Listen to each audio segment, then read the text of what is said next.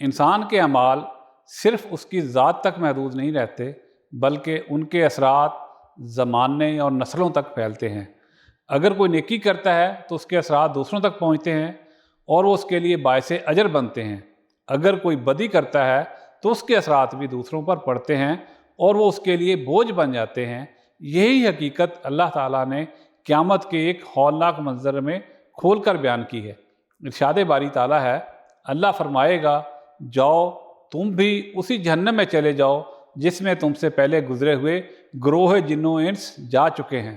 ہر گروہ جب جہنم میں داخل ہوگا تو اپنے پیش رو گروہ پر لعنت کرتا ہوا داخل ہوگا، حتیٰ کہ سب وہاں جمع ہو جائیں گے۔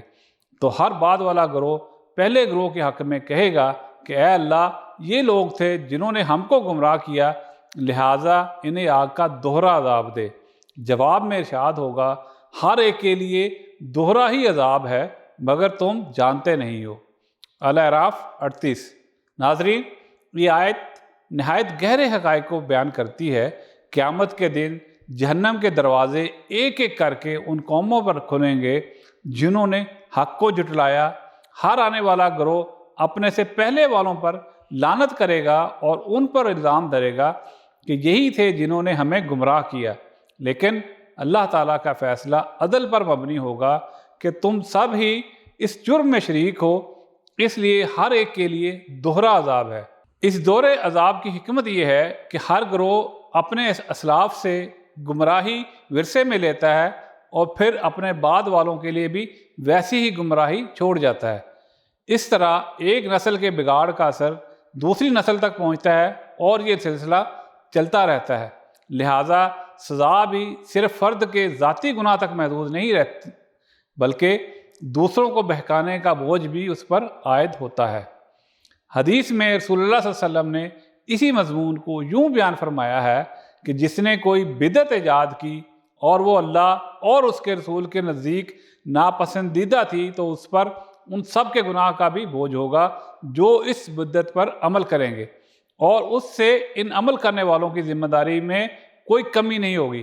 ایک اور حدیث میں فرمایا گیا کہ دنیا میں جو بھی ظلم کے ساتھ قتل ہوگا اس کے خون ناحق کا ایک حصہ آدم کے اس پہلے بیٹے کو بھی پہنچے گا جس نے اپنے بھائی کو قتل کیا تھا، کیونکہ قتل کا راستہ سب سے پہلے اسی نے کھولا تھا۔ ناظرین، اس سے معلوم ہوا کہ گمراہی کا دروازہ کھولنے والا صرف اپنے جرم کا نہیں بلکہ دوسروں کے جرائم کا بھی ذمہ دار ہے۔ اسی طرح نیکی کا دروازہ کھولنے والا بھی صرف اپنی نیکی کا نہیں بلکہ دوسروں کے نیک اعمال کے اجر میں بھی شریک ہوتا ہے۔ اب ذرا ایک مثال دیکھیے، ایک زانی صرف اپنی بدکاری کا مجرم نہیں ہوتا بلکہ وہ معاشرے میں ایک برے اثر کی بنیاد ڈال دیتا ہے۔ اس کے عمل کے نتیجے میں ناجائز اولاد پیدا ہوتی ہے، خاندان برباد ہوتے ہیں، دوسروں کے حقوق غصب ہوتے ہیں، نسلوں تک بے حیائی پھیلتی ہے اور سوسائٹی کا اخلاقی ڈھانچہ ٹوٹ پھوٹ جاتا ہے۔ وہ اپنی صحبت، اپنی تربیت اور اپنی بری مثال کے ذریعے نامعلوم کتنے انسانوں کو بگاڑ دیتا ہے۔ یہ سارا وبال اس کے کھاتے میں لکھا جاتا ہے اور جب تک اس کے پھیلائے ہوئے اثرات باقی رہیں گے اس کے اعمال نامے میں درج ہوتے رہیں گے۔ اسی طرح اگر کوئی شخص دنیا میں جنگ چھیڑ دیتا ہے تو اس کے اثرات ہزاروں برس تک کروڑوں انسانوں پر پڑتے ہیں۔ وہ تباہی، خون خرابہ اور بربادی جو اس کی وجہ سے برپا ہوتی ہے، اس کا پورا بوجھ انصاف کے تقاضے کے مطابق اس کے نامہ اعمال میں لکھا جاتا ہے۔ کوئی دنیاوی سزا اس کے جرم کا پورا بدلہ نہیں دے سکتی۔ یہی وجہ ہے کہ جزا کے لیے ایک اور عالم ضروری ہے۔ اسی دنیا میں سب کچھ پورا ہو جانا ممکن نہیں۔ ایک انسان اپنی مختصر سی زندگی میں جو اچھے یا برے اثرات چھوڑ جاتا ہے وہ صدیوں تک جاری رہتے ہیں۔